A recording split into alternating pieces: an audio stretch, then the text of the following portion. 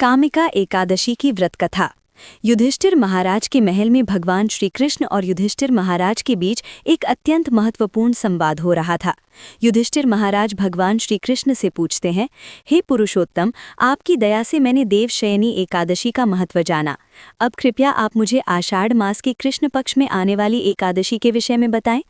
युधिष्ठिर महाराज का प्रश्न सुन भगवान श्री कृष्ण मुस्कुराए और उत्तर दिया, हे राजन, एक समय जीवों के कल्याण के लिए नारद मुनि ने ये प्रश्न अपने पिता ब्रह्मा जी से किया था। ब्रह्मा जी ने उन्हें जो वर्णन किया वह मैं आपको कहता हूँ, ध्यानपूर्वक सुनिए। हे पितामह, क्या आप मुझे आषाढ़ मास के कृष्ण पक्ष में आने वाली एकादशी के विषय में बता सकते हैं?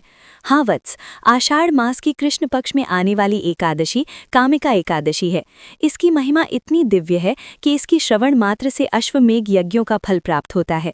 इस दिन जो व्यक्ति तुलसी दल से भगवान श्री हरि की पूजा करता है, उसे स्वर्ण और चांदी दान करने के समान फल प्राप्त होता है। कामिका एकादशी के दिन तुलसी पूजन का विशेष महत्व है।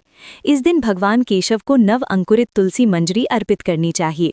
जो व्यक्ति ऐसा करता है वह अपने पूर्व और वर्तमान के सभी पापों से मुक्त हो जाता है। अब मैं तुम्हें कामिका एकादशी की एक पौराणिक कथा सुनाता हूँ, ध्यानपूर्वक सुनो। एक समय धर्मध्वज राजा की पुत्री के रूप में तुलसी जी अवतरित हुई थीं। उस समय भगवान नारायण की तपस्या हेतु वो अनेकों तीर्थ स्थानों में भ्रमण कर रही थीं। तब गंगा जी के तट पर उन्होंने भगवान श्री कृष्ण के ध्यान में मग्न गणेश जी को देखा। अत्यंत सुंदर पीताम्बरधारी शुद्ध और ध्यान मग्न गणेश जी को देखकर तुलसी उन पर मोहित हो गईं और उनसे विवाह करने की अपनी इच्छा उनके समक्ष प्रकट करी।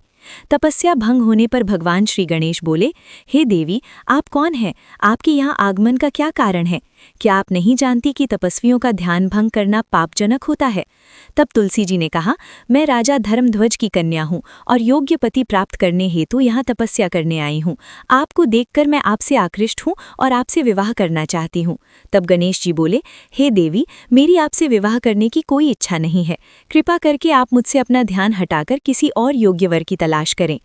गणेश जी के ऐसे वचन सुनकर तुलसी जी को क्रोध आ गया और वो बोली, आप मुझसे विवाह नहीं करना चाहते तो आपका विवाह 2 कन्याओं से होगा। ऐसा कहकर वो गणेश जी के गजमुख का उपहास करने लगी। तुलसी जी का ये रूप देखकर गणेश जी ने उनको श्राप दिया, हे देवी, मैं आपको श्राप देता हूँ, आप असुर पत्नी बनोगी और उसके बाद एक वृक्ष बन जाओगी। अब ये सुनकर तुलसी जी को अपनी भूल का आभास हुआ और वो गणेश जी से प्रार्थना करने लगी कि वे अपना श्राप वापस ले लें।